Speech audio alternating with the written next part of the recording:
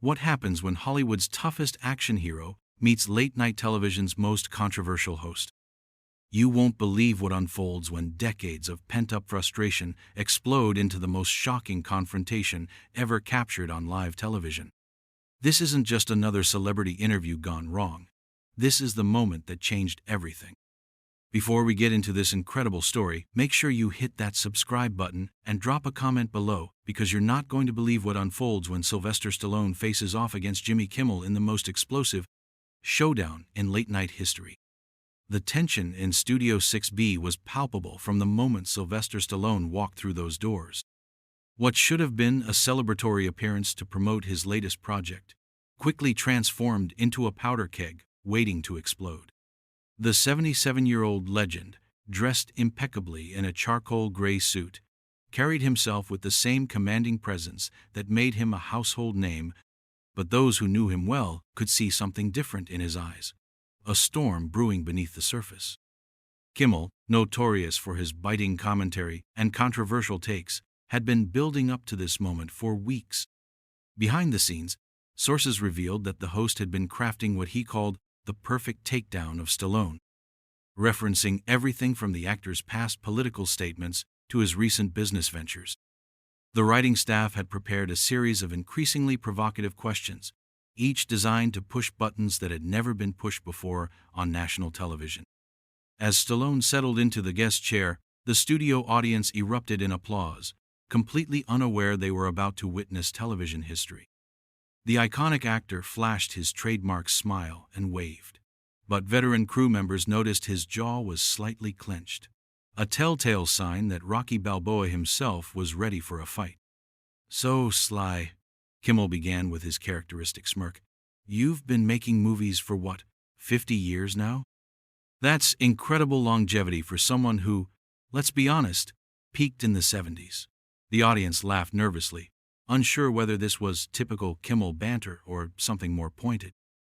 Stallone's smile tightened almost imperceptibly, but he maintained his composure.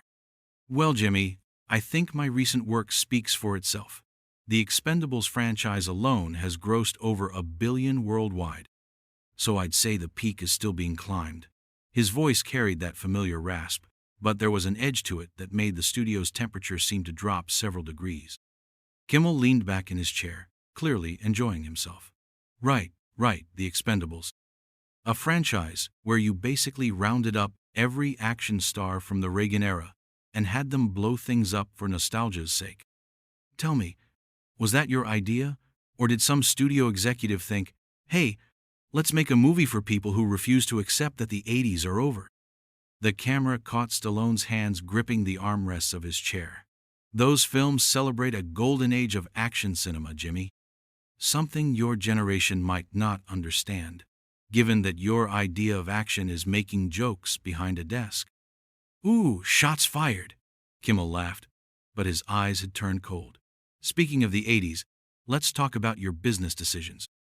I heard you've been having some financial troubles lately. Something about tax issues? Property disputes? Must be tough when you're used to living like a king, but the money's not flowing like it used to."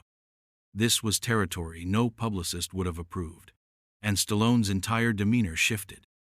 The Hollywood veteran had faced down Apollo Creed, Ivan Drago, and countless other fictional opponents, but this felt different. This was personal, calculated, and designed to humiliate. "I think you've got your facts wrong there, Jimmy. My business affairs are doing just fine, thank you very much. Maybe you should stick to reading jokes off cue cards, instead of trying to play investigative journalist." Stallone's voice had dropped to that dangerous whisper that had terrified movie villains for decades. The audience was beginning to sense the shift. What had started as playful Hollywood ribbing was morphing into something darker, more visceral. Kimmel's producers in the control room were frantically debating whether to cut to commercial, but the host was just getting started. "Well, speaking of cue cards," Kimmel continued, his grin becoming more predatory by the second, "I have to ask about your acting method. Because watching your movies, I sometimes wonder if you're actually acting or just being yourself. You know, the strong, silent type who solves problems with his fists because complex dialogue might be too challenging." A collective gasp rippled through the studio audience. Even by Kimmel's standards, this was brutal territory. Stallone's publicist, sitting in the green room, was reportedly reaching for her phone to call the show's producers, but it was already too late. The fuse had been lit. Stallone leaned forward, his famous face hardening into an expression that would have made Clubber Lang back down. "You know what, Jimmy? I've been in this business long enough to know when someone's trying to make a name for themselves by tearing down their betters. Is this what your show has become? Cheap shots at guests who are actually out there creating something instead of hiding behind a desk making fun of people who take real risks?" The studio had gone completely silent. You could hear the cameras humming, the subtle buzz of the overhead lights, but not a single voice from the 300 people in attendance. This wasn't comedy anymore. This was a confrontation between two men who represented entirely different eras of entertainment, and the gloves were coming off. Kimmel's response would prove to be the point of no return, the moment that transformed a tense interview into the most talked-about television moment of the year. But what he said next would shock even his most devoted fans and push one of Hollywood's most beloved icons past his breaking point. Kimmel's eyes gleamed with malicious satisfaction as he prepared his verbal kill shot. "Oh, come on, Sly, don't get all defensive on me. Look, I get it. You're from a different era when muscle-bound guys could mumble their way through action scenes and audiences would eat it up. But let's be real here for a second." He paused for dramatic effect, savoring the moment like a predator toying with wounded prey. "Your whole career has been built on playing the same character over and over again. Rocky, Rambo, Cobra, they're all just variations of Sylvester Stallone with different costumes. And now that you're pushing 80, isn't it time to admit that maybe, just maybe, you've been coasting on fumes for the last 2 decades? The camera operators instinctively zoomed in on Stallone's face, capturing the exact moment when decades of professionalism and media training evaporated. His jaw muscles bulged as he processed what had just been said to him on live television, in front of millions of viewers, by a man who had built his career on the backs of people far more talented than himself. Coasting on fumes? Stallone's voice was barely above a whisper, but it carried the weight of every fight scene he'd ever filmed, every mountain he'd climbed, every obstacle he'd overcome to build his legendary career. "Jimmy, I've been making movies since before you knew what a television camera looked like. While you were still figuring out how to tell a joke without hurting someone's feelings, I was creating characters that inspired generations of people to never give up, to keep fighting, to believe in themselves." But Kimmel wasn't finished. If anything, Stallone's measured response only emboldened him further. "Inspired? Really? Because when I think of inspiration, I don't typically think of movies where the solution to every problem is violence. I mean, what's the message there, Sly? Hit things until they work out? Shoot first and ask questions later? These aren't exactly the values we want to be promoting in today's world, are they?" The studio audience was now completely silent, sensing they were witnessing something that had crossed far beyond the boundaries of acceptable television. Several audience members were visibly uncomfortable, shifting in their seats as they watched one of their childhood heroes being systematically dismantled by their host.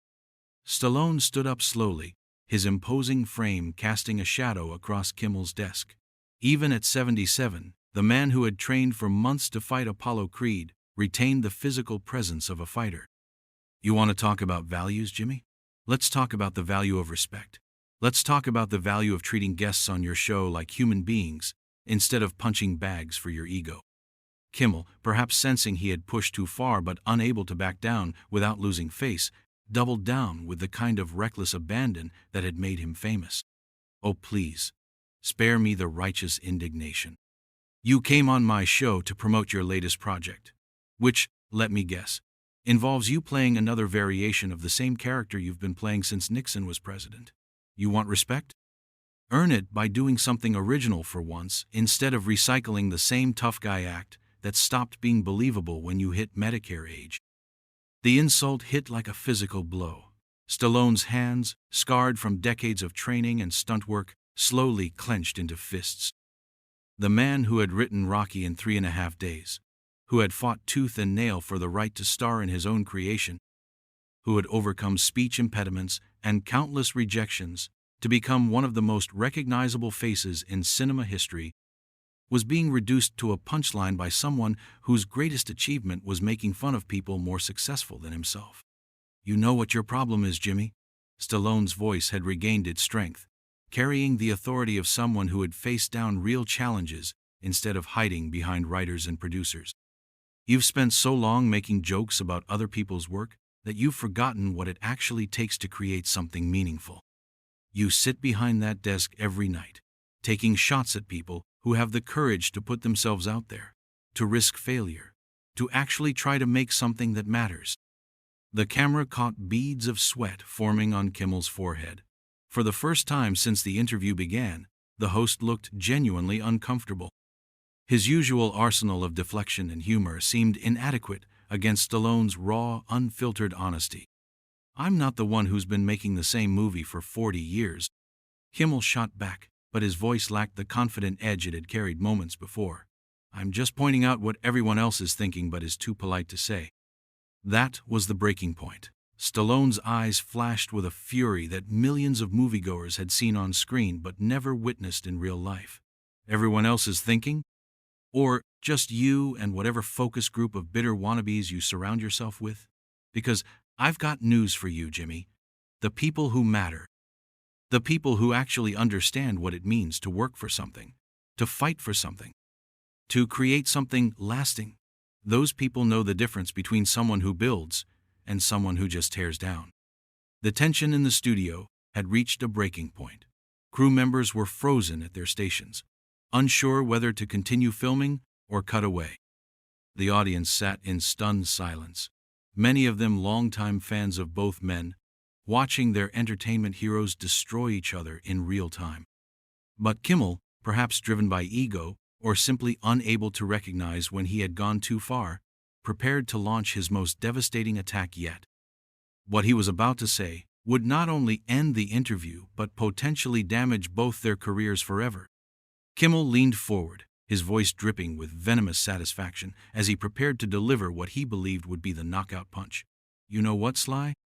Since we're being honest here, let's talk about your real legacy. Because when people look back at your career 50 years from now, they're not going to remember Rocky or Rambo. They're going to remember a guy who peaked early and spent the rest of his life desperately trying to recapture lightning in a bottle. A guy who couldn't evolve, couldn't grow, couldn't accept that maybe it was time to step aside and let younger, more talented people take the spotlight. The words hung in the air like a toxic cloud.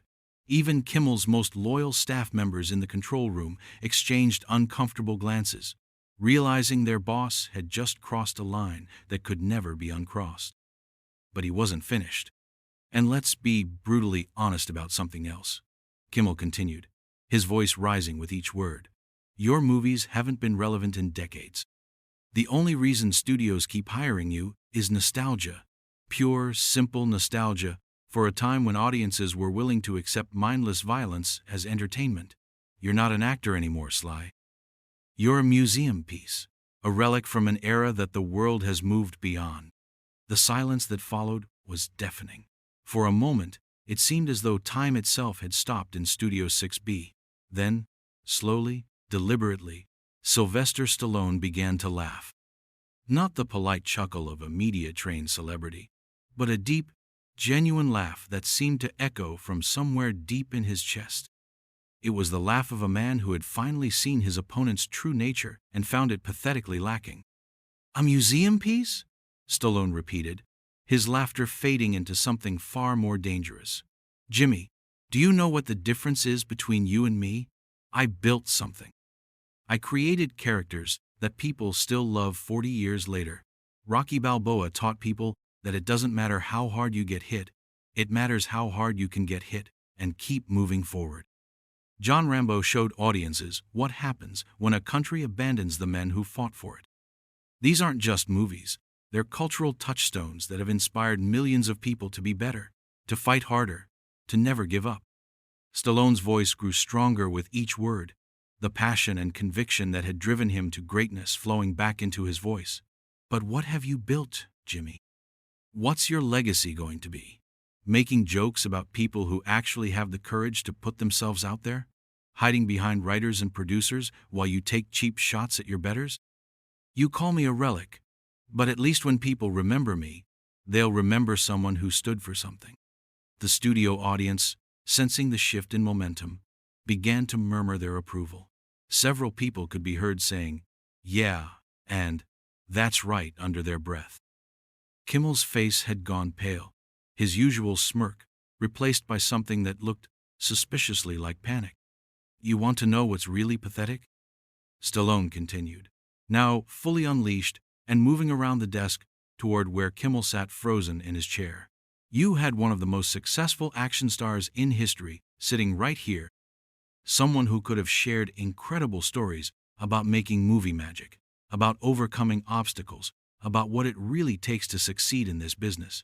Instead, you chose to be a bully.